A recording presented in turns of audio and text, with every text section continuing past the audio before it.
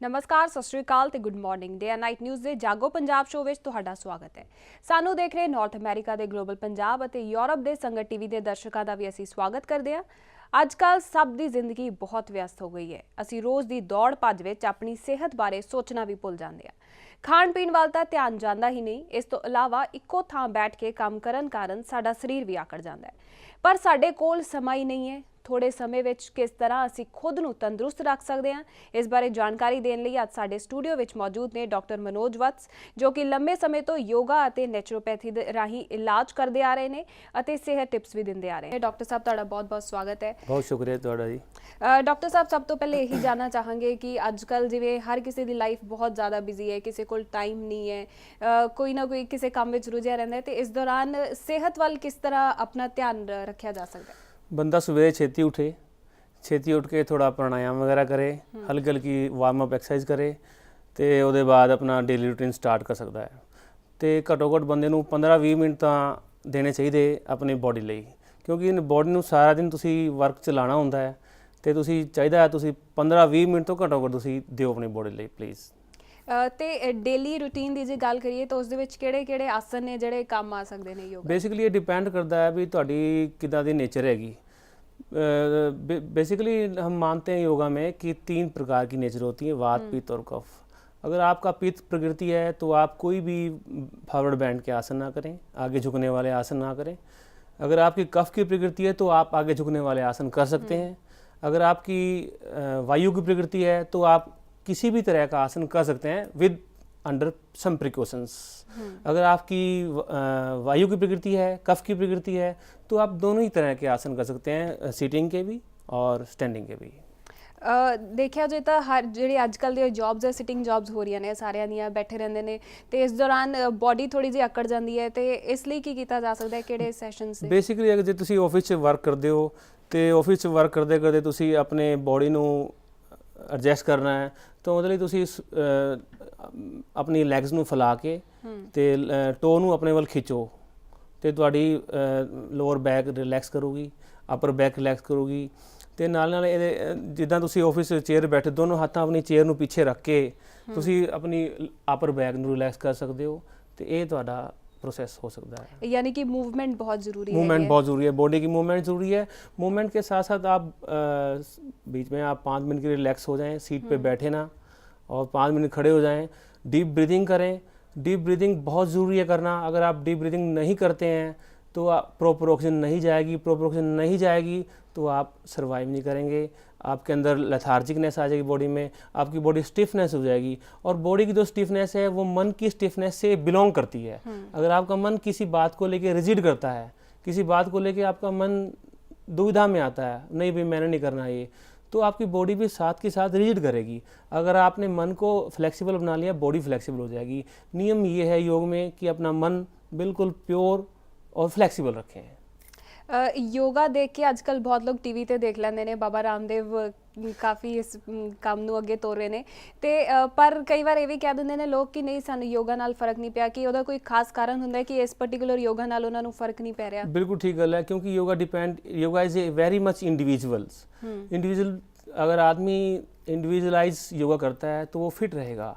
एक मास के लिए योगा होती है जो बाबा रामदेव करवा देते हैं, वो हर व्यक्ति को नहीं करनी चाहिए। योगा किसी एक्सपर्ट ट्रेनी के अंडर करना चाहिए। अगर आप किसी एक्सपर्ट ट्रेनी के अंडर नहीं करते योगा तो हो सकता है आपको बेनिफिट की बजाय नुकसान हो जाए। मतलब खास ट्रेनिंग लेनी जरूरी है, पहले पता बिल्कुल कर खास ट्रेनिंग लेनी जरूरी है योगा ਲਈ। ਤੁਸੀਂ पहले सवेरे उठ के, हाँ इसके लिए ज़रूरी है कि पहले आप योगा की ट्रेनिंग लेने से पहले अपनी बॉडी को फ्लेक्सिबल बनाएं। उसके लिए ज़रूरी है कि आप सूर्य नमस्कार के, हम 12 पोस्चर बताते हैं सूर्य नमस्कार के, वो 12 पोस्चर आप कर सकते हैं।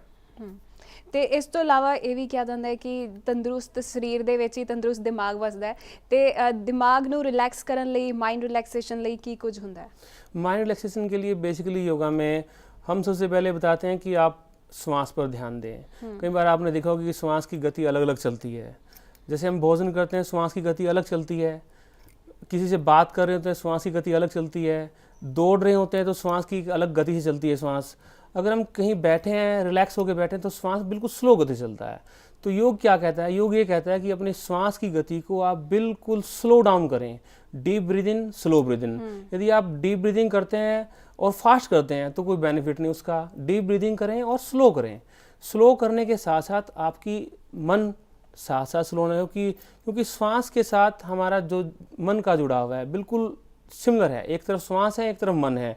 अगर हमारा श्वास सही है तो मन हमारा प्रसन्न रहेगा, रिलैक्स रहेंगे, डिप्रेशन में नहीं आएंगे आप।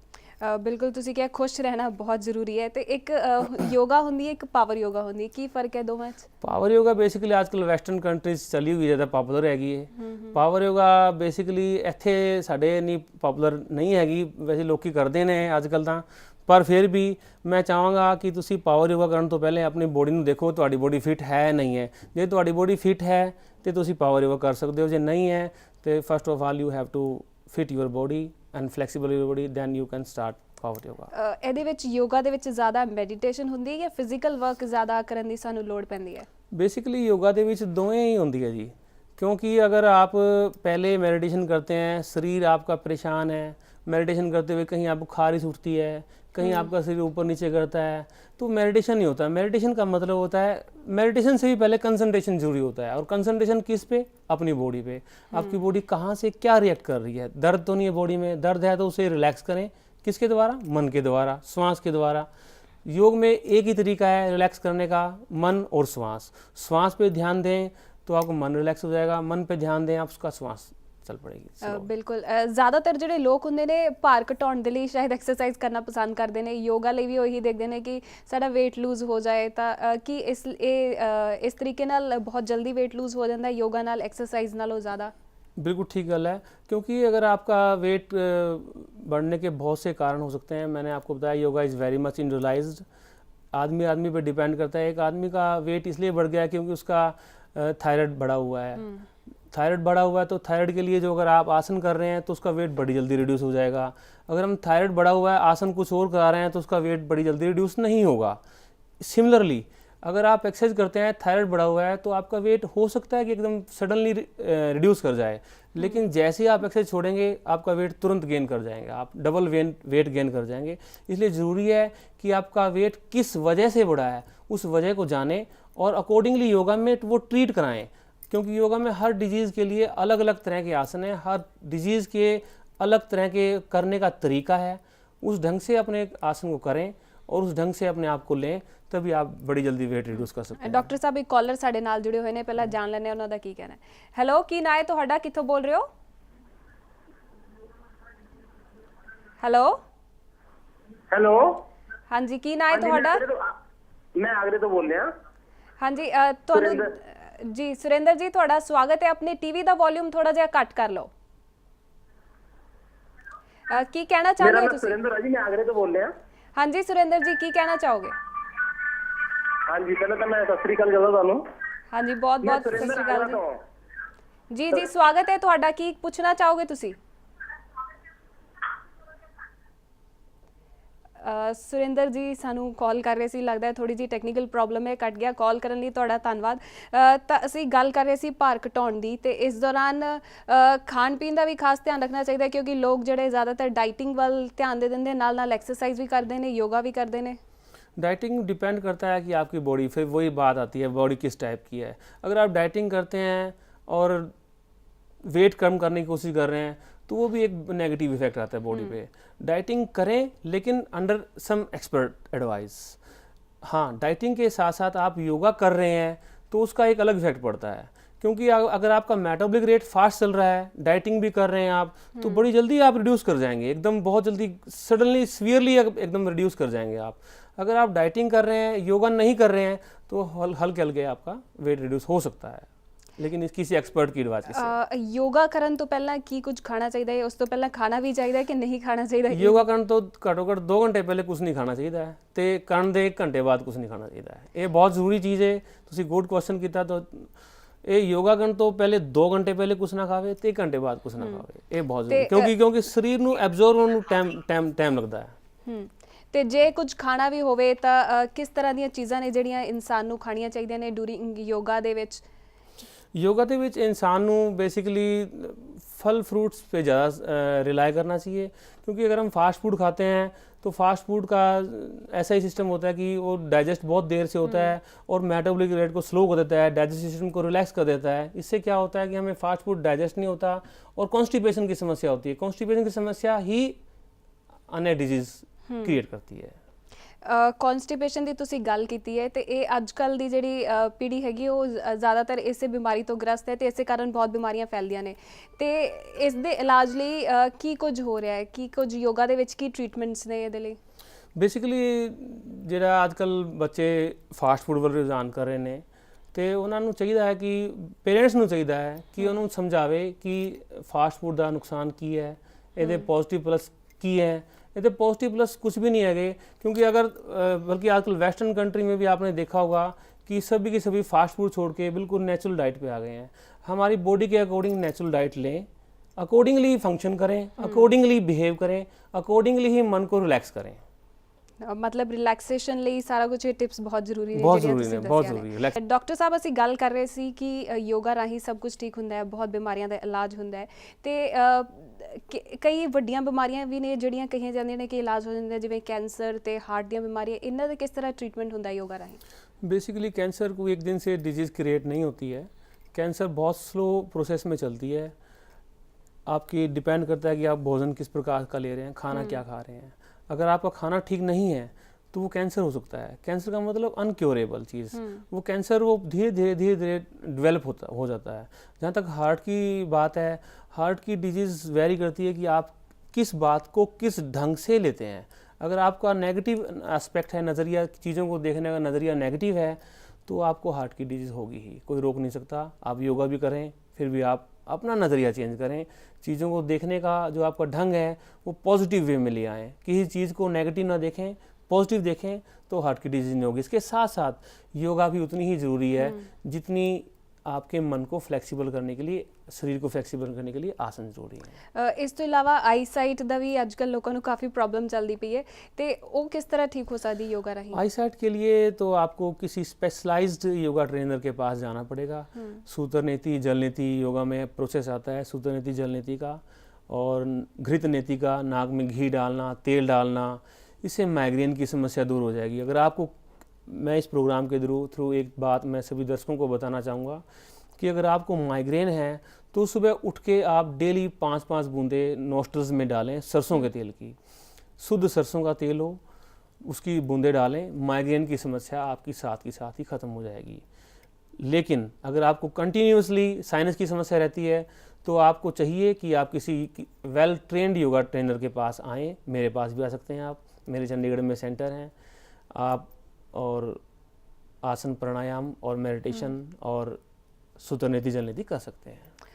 ਕਹਿੰਦੇ ਨੇ ਖੁਸ਼ ਰਹਿਣਾ ਬਹੁਤ ਜ਼ਰੂਰੀ ਹੈ ਤੇ ਇਹ ਖੁਸ਼ ਰਹਿਣ ਅੱਜ ਕੱਲ ਜਿਵੇਂ ਦੀ ਟੈਨਸ਼ਨ ਵਾਲੀ ਲਾਈਫ ਹੋਈ ਪਈ ਹੈ ਉਸ ਦੇ ਵਿੱਚ ਖੁਸ਼ ਰਹਿਣਾ ਲੋਕਾਂ ਨੂੰ ਥੋੜਾ ਜਿਹਾ ਔਖਾ ਲੱਗਦਾ ਹੈ ਤੇ ਇਸ ਦੌਰਾਨ ਕਈ ਵਾਰੀ ਡਿਪਰੈਸ਼ਨ ਦੇ ਵਿੱਚ ਵੀ ਚਲੇ ਜਾਂਦੇ ਨੇ, ਵਰਕ ਸਟ੍ਰੈਸ ਹੋ ਗਿਆ ਜਾਂ ਹੋਰ ਵੀ ਘਰ ਦੇ ਹੋਰ ਹੋ ਗਏ, ਉਸ ਕਾਰਨ ਸਟ੍ਰੈਸ ਹੋ ਜਾਂਦਾ ਹੈ ਤੇ ਸਟ੍ਰੈਸ ਰਿਲੀਵ ਕਿਸ ਤਰ੍ਹਾਂ ਹੋ ਸਕਦਾ ਹੈ योगा ਦੇ ਰਾਹੀਂ, किस तरह खुश रहा जा सकता है? स्ट्रेस रिलीव करने के लिए योगा में बहुत सी प्रोसेस आते हैं। स्ट्रेस रिलीव करने के लिए सबसे पहले हम जो योगा में एक प्रोसेस कराते हैं कि पहले हम स्ट्रेस किस कारण से हुआ है उस कारण को देखते हैं। अगर स्ट्रेस अनवांटेडली, अनकॉन्शियसली माइंड में प्रवेश कर गया है और आपको पता है नहीं है स्ट्रेस किस कारण से है, तो हम आपको रेचन करवाते हैं। योग में एक टेक्निक आती है रेचन की। रेचन के द्वारा जिस प्रकार से हम, कई बार आपको मन करता है कि आज वमन उल्टी करने का दिल कर रहा है, तो वो आपका बॉडी के अंदर अनडाइजेस्टेड मैटर पड़ा रहता है, वो निकल जाता है। इसी प्रकार से थॉट्स के प्रोसेस में भी रेचन की प्रोसेस आता है कि बिना मतलब के विचार हमारे मन में पड़े रहते हैं, उनको उलीचने का, उनको निकालने का योग में एक तरीका आता है रेचन का। वो रेचन हम करवाते हैं। रेचन के बाद वो व्यक्ति रिलैक्स हो जाता है। जहाँ तक स्ट्रेस किसी अन्य कारण से संबंधित है, स्ट्रेस वो किसी अन्य कारण से, मान लें किसी वर्क स्ट्रेस है आपको, अगर आपको वर्क स्ट्रेस है तो उस वर्क स्ट्रेस के अंदर भी एंजॉय करना सीखें। अपने, वही बात आती है योग में कि अपना देखने का नज़रिया कैसा है आपका। अगर आप चीज़ों को गलत ढंग से देखते हैं, गलत नज़रिए से देखते हैं, तो आपको किसी भी चीज़ के प्रति स्ट्रेस से भर जाएंगे। अगर आप किसी चीज़ को बहुत पॉजिटिव नज़र से देखते हैं तो वो स्ट्रेस भी होगा तो भी आपको स्ट्रेस महसूस नहीं होगा। अगर आपका लगता है कि ये मेरा फेस, कई बार आदमी को लगता है लाइफ में कि मेरा फेस बड़ा बैड चल रहा है, मैं बड़ा परेशान रहता हूँ कि कोई काम मेरे अकॉर्डिंग सेट नहीं हो रहा, लोग जाते हैं आजकल इधर चले जाते हैं, वास्तु को दिखाते हैं, ज्योतिष को दिखाते हैं, लेकिन बेसिकली है सारा का सारा मन से रिलेटेड चीज़ है। अगर आपको लगता है कि मेरा मेरा मेरा मकसद यही है कि मैं स्ट्रेस में रहूं, तो कोई आपको दूर नहीं कर सकता। स्ट्रेस दूर करने के लिए योग में अलग अलग विधियां हैं। किस ढंग से सांस लें, लेफ्ट नोस्ट्रल से लें कि राइट नोस्ट्रल से लें, वो डिपेंड करता है कि आपकी बॉडी किस टाइप की है। इसलिए मैं आपको बार बार बोलता हूँ कि किसी एक्सपर्ट, योगा एक्सपर्ट के पास जाकर स्ट्रेस को दूर करने के उपाय ढूंढें। ਅੱਜਕੱਲ ਮਾਰਕੀਟ ਦੇ ਵਿੱਚ ਜਿਹੜੀਆਂ ਬਹੁਤ ਦਵਾਈਆਂ ਵੀ ਆ ਰਹੀਆਂ ਨੇ, ਜਿਵੇਂ ਕਿ ਹਾਈਟ ਵਧਾਉਣ ਦੀ, ਘਟਾਉਣ ਦੀ, ਭਾਰ ਘਟਾਉਣ ਦੀ, ਵਧਾਉਣ ਦੀ, ਤੇ ਕੀ ਉਹ ਦਵਾਈਆਂ ਸਿਹਤ ਲਈ ਚੰਗੀਆਂ ਹੁੰਦੀਆਂ ਨੇ ਜਾਂ ਉਸ ਤੋਂ ਬੈਟਰ ਹੈ ਕਿ ਯੋਗਾ ਕੀਤੀ ਜਾਏ, एक्सरसाइज ਕੀਤਾ जाए? दवाइयाँ प्रोजेक्टेड होती हैं, बेसिकली बाहर से डाली हुई चीज़ होती हैं, और प्रोजेक्टेड कोई भी चीज़ पॉजिटिव इफेक्ट नहीं डालती है। हो सकता है आपको लगे कि फर्स्ट इंस्टांस में आपको लगे कि वो पॉजिटिव चीज़ कर रही है, लेकिन उसका आफ्टर इफेक्ट नेगेटिव आएगा। ज़रूरी है कि आप आसन करें, प्राणायाम करें, मेडिटेशन करें, कंसंट्रेशन करें और चीज़ों को देखने का नज़रिया चेंज करें, बजाय कि आप किसी बाहर की डिजीज़ दवाई लें, वेट रिड्यूस करने की, हाइट इंक्रीज़ करने की। इनकी बजाय आपको चाहिए कि आप किसी प्रॉपर योगी के पास जाएं और आसन प्राणायाम करें। डांस ते म्यूजिक भी ਜਿਹੜੇ ਨੇ ਇਸ ਨਾਲ ਰਿਲੇਟਡ ਨੇ। ਤੁਸੀਂ ਰਿਲੀਫ ਦੀ ਗੱਲ ਕਹਿ ਰਹੇ ਹੋ, ਕਨਸੈਂਟਰੇਸ਼ਨ, ਮੈਡੀਟੇਸ਼ਨ, ਤੇ ਇਹ ਸਭ ਚੀਜ਼ਾਂ ਡਾਂਸ ਦੇ ਥਰੂ ਵੀ ਲੋਕ ਅੱਜ ਕੱਲ੍ਹ ਲੈਂਦੇ ਨੇ ਤੇ ਉਧਰ ਵੀ ਮੂਵਮੈਂਟ ਹੁੰਦੀ ਹੈ। ਕਿੰਨਾ ਕੁ ਫਰਕ ਹੁੰਦਾ ਹੈ ਕਿ ਉਸ ਤਰ੍ਹਾਂ ਹੀ ਲੋਕੀ ਰਿਲੈਕਸੇਸ਼ਨ ਕਰਨ, योगा राही करन? बिल्कुल, इसमें कोई फ़र्क नहीं है, केवल सोचने की बात है। ये रेचन मैंने आपको पहले भी बताया जैसे कि रेचन एक प्रोसेस आता है योग में, मन के विचारों को, अनकॉन्शियस माइंड के थॉट्स को निकालने का तरीका, वो डांस के थ्रू भी आप कर सकते हैं। आप योग में अलग अलग टेक्निक्स हैं, उनके थ्रू भी कर सकते हैं। बात कुछ भी नहीं है, बात वही है कि हमने अपने आप को रिलैक्स करना है। रिलैक्स कैसे करें? अगर आपका मन डांस करने का करता है तो आप डांस करें, अगर आपका मन उछलने का करता है तो आप उछलें, अगर आपका मन प्राणायाम तेज़ी से करने को करता है तो करें, लेकिन प्राणायाम तेज़ी से करने पहले आप देख लें कि आपका बीपी हाई तो नहीं है, स्ट्रेस ज़्यादा तो नहीं रहता है। इस बात का प्रिकॉशन रखते हुए आप इन चीज़ों को कर सकते हैं। ये बिल्कुल म्यूज़िक और योग कोई अलग चीज़ नहीं है। अगर म्यूज़िक योग का ही एक अलग वर्जन है, योग म्यूज़िक का ही अलग वर्जन है, दोनों सिमिलर हैं, एक दूसरे पर डिपेंड करती हैं, दोनों कहना चाहिए कि दोनों एक ही चीज़ है। ਖਾਣ ਪੀਣ ਦੀਆਂ ਕੋਈ ਟਿਪਸ ਜਿਹੜੀਆਂ ਦਰਸ਼ਕਾਂ ਨੂੰ ਤੁਸੀਂ ਦੇਣਾ ਚਾਹੋ, ਕਿਉਂਕਿ ਅੱਜ ਕੱਲ੍ਹ ਜਿਹੜੇ ਲੋਕ ਨੇ ਉਹ ਜ਼ਿਆਦਾ ਜੰਕ ਫੂਡ ਖਾਣਾ ਪਸੰਦ ਕਰਦੇ ਨੇ, ਜਿਸ ਕਾਰਨ ਸਿਹਤ ਵਿਗੜ ਜਾਂਦੀ ਹੈ, ਡਾਈਜੈਸਟਿਵ ਸਿਸਟਮ ਵੀ ਖਰਾਬ ਹੋ ਜਾਂਦਾ ਹੈ। ਕਿਹੜੀ ਡਾइट है ਜਿਹੜੀ ਲੈਣੀ ਚਾਹੀਦੀ इंसान? आजकल सीज़न जो चल रहा है, ये सीज़न चेंज हो रहा है, गर्मी से सर्दी आ रही है, इसमें तो डेली सुबह नींबू पानी, सेंधा नमक डाल के लें, गर्म पानी ना लें, ताज़ा पानी में सेंधा नमक डाल के सुबह उठते ही ये ज़रूर लें। इसके अलावा अपने आटे में जौ का आटा मिक्स करके ज़रूर लें। रोटी जो बनती है उसमें जौ का आटा ज़रूर मिक्स करें। इसके अलावा दिन में कोशिश करें कि एक विटामिन सी का फ्रूट्स ज़रूर खाएं, ऑरेंज, मौसमी, नींबू, कुछ भी हो सकता है, वो आपको जैसे डिपेंड करता है, वो खाएं, ज़रूर खाएं। क्योंकि आजकल आपने देखा होगा कि आजकल बड़े वायरल चला हुआ है, गला ख़राब हो जाता है, साइनस हो जाता है, इस सीज़न में होता है क्योंकि वो भोजन की कमी की भोजन एक्सेस हो जाता है, या गलत भोजन खाया जाता है, या भोजन प्रॉपर नहीं कर पाते व्यक्ति कई बार टाइमली, तो उसकी वजह से बॉडी में हीट क्रिएट हो जाती है। हीट क्रिएट होने से विटामिन सी लेना बहुत ज़रूरी है। हमारे यहाँ कल्चर है, फॉरेन कंट्री में जाएँ आप, कहाँ योग चयन नहीं भी होता है, लेकिन वहाँ पे कल्चर क्या है कि आपको बीमारी में कोई दवाई नहीं देंगे आप। यहाँ भी वही कल्चर अडॉप्ट करें, कोशिश करें, आसन करें, प्राणायाम करें और अपने आप को स्वस्थ करने का प्रयास करें। कोई फिक्स्ड डाइट टाइम भी होना चाहिए कि इस समय ये खादा जाए तो इस टाइम पे खादा जाए? फिक्स टाइम तो खैर योग में प्रिस्क्राइब ऑलरेडी ही है कि आप सुबह ब्रेकफास्ट करें और दिन में लंच कोशिश करें कि अवॉइड करें, और रात को जो डिनर करना है वो जैनिज़्म में भी थ्योरी आती है कि डिनर जो है सूरज सनसेट होने से पहले कर लें, लेकिन आजकल नहीं ऐसा प्रोसेस हो पाता, तो रात को बिल्कुल लाइट भोजन करें।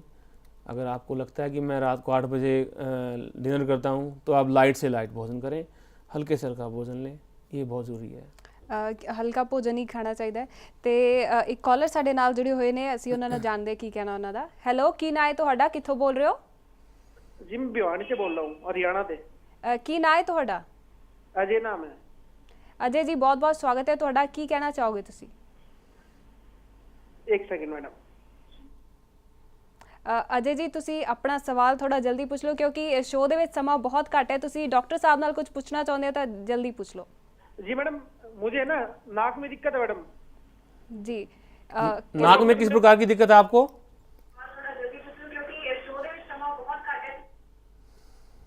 ਅਜੇ ਜੀ, नाक में क्या दिक्कत है आपको? ਅਜੇ ਜੀ, ਤੁਸੀਂ ਆਪਣੇ ਟੀਵੀ ਦਾ ਵੋਲਿਊਮ ਥੋੜਾ ਘੱਟ ਕਰ ਲਓ ਤਾਂ ਕਿ ਦਰਸ਼ਕਾਂ ਨੂੰ ਸੁਣ ਸਕੇ ਤੁਸੀਂ ਕੀ ਪੁੱਛਣਾ ਚਾਹ ਰਹੇ ਹੋ। ਲੱਗਦਾ ਹੈ ਉਹਨਾਂ ਦਾ ਫੋਨ ਕੱਟ ਗਿਆ ਹੈ। ਤੇ ਇਸ ਤਰ੍ਹਾਂ ਦੀ ਕੋਈ ਨੱਕ ਦੇ ਵਿੱਚ ਪ੍ਰੋਬਲਮ ਦੀ ਗੱਲ ਕਰ ਰਹੇ ਸੀ ਤੇ ਕਿਸ ਤਰ੍ਹਾਂ ਦੀਆਂ ਹੁੰਦੀਆਂ ਤੁਸੀਂ ਥੋੜਾ ਜਿਹਾ। अगर नाक में प्रॉब्लम है, अगर नाक में खारिश होती है तो उसके लिए चाहिए कि आप सुबह उठें, हल्के हल्के प्राणायाम करें और अपने आप को स्वस्थ करने की कोशिश करें।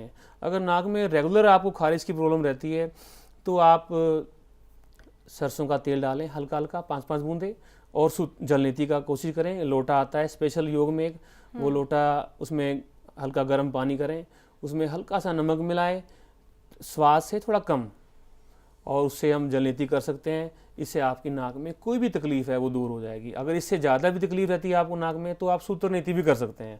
सूत्र नीति करने के लिए आपको फिर किसी एक्सपर्ट के पास जाना पड़ेगा, तो इस तरह से आपकी नाक की तकलीफ दूर हो सकती है। ਯੋਗਾ ਜਿਹੜੀ ਹੈ ਕੁਦਰਤ ਦੇ ਨਾਲ ਜੁੜੀ ਹੋਈ ਹੈ, ਨੇਚਰ ਨਾਲ ਜੁੜੀ ਹੋਈ ਹੈ। ਇਸੇ ਤਰ੍ਹਾਂ ਹੀ ਨੈਚੁਰੋਪੈਥੀ ਹੈ, ਤੁਸੀਂ ਨੈਚੁਰੋਪੈਥੀ ਦਾ ਟ੍ਰੀਟਮੈਂਟ ਕਰਦੇ ਜੇ ਤਾਂ ਉਸ ਦੇ ਵਿੱਚ ਕਿਸ ਤਰ੍ਹਾਂ ਦੇ ਇਲਾਜ ਕੀਤੇ ਜਾਂਦੇ ਨੇ? नेचुरोपैथी के ट्रीटमेंट बेसिकली डिपेंड करते हैं कि सिम्टम्स क्या हैं आपकी बॉडी के। अगर आपको माइग्रेन ज़्यादा रहता है और माइग्रेन रहता है आपका शरीर पित्त प्रकृति का है तो हम आपको फिर एनीमा देंगे। एनीमा के साथ मिट्टी की पट्टी का लेप करेंगे आपके पेट पर और स्टीम बाथ देंगे। अगर आपको सीवियर आपको अस्थमे की प्रॉब्लम है तो हम आपको अलग अलग तरह की नेचुरोपैथी में क्रियाएँ आती हैं। छाती की पट्टी लगाना, मिट्टी की पट्टी लगाना, स्टीम बाथ देना, एनीमा देना, इसके अलावा वमन करना, इसके अलावा शंख प्रक्षालन करना, इसके अलावा एनीमा करना। ये अलग अलग तरीके हो सकते हैं आपकी बॉडी को फिट करने के लिए। ज़रूरी ये है कि आप अपनी बॉडी को वातावरण के साथ एडजस्ट करें। कैसा वातावरण चल रहा है उसके अकॉर्डिंग भोजन करें, उसके अकॉर्डिंग अपनी थॉट्स को भी चेंज करें, आप स्वस्थ रहेंगे। ਡਾਕਟਰ ਸਾਹਿਬ, ਪੰਜਾਬ ਦੇ ਵਿੱਚ ਜਿਹੜੇ ਲੋਕ ਨੇ ਉਹ ਜ਼ਿਆਦਾਤਰ ਹੈਵੀ ਫੂਡ ਪਸੰਦ ਕਰਦੇ ਨੇ। ਪਰਾਠੇ ਹੁੰਦੇ ਆ ਤੇ ਉੱਤੇ ਘਿਓ ਤੇ ਮੱਖਣ ਵੀ ਹੁੰਦਾ ਹੈ ਤੇ ਇਹਨੂੰ ਪੰਜਾਬ ਦਾ ਖਾਣਾ ਹੀ ਕਿਹਾ ਜਾਂਦਾ ਹੈ। ਪਰ ਉਹਨਾਂ ਲਈ ਕੋਈ ਟਿਪਸ ਦੇਣਾ ਚਾਹੋਗੇ ਕਿ ਲਾਈਟ ਫੂਡ ਖਾਣਾ ਚਾਹੀਦਾ ਹੈ ਜਾਂ ਹੈਵੀ ਫੂਡ? ਡੇਲੀ ਪਰਾਠੇ ਖਾਣੇ ਠੀਕ ਨੇ ਸਿਹਤ ਲਈ? बिल्कुल भी ठीक नहीं है डेली परोठे खाने, हैवी घी खाना, मक्खन खाना बिल्कुल ठीक नहीं है। हाँ, अगर आप खेत में काम करते हैं, गांव में पिंड में काम करते हैं तो आप कर सकते हैं ऐसा।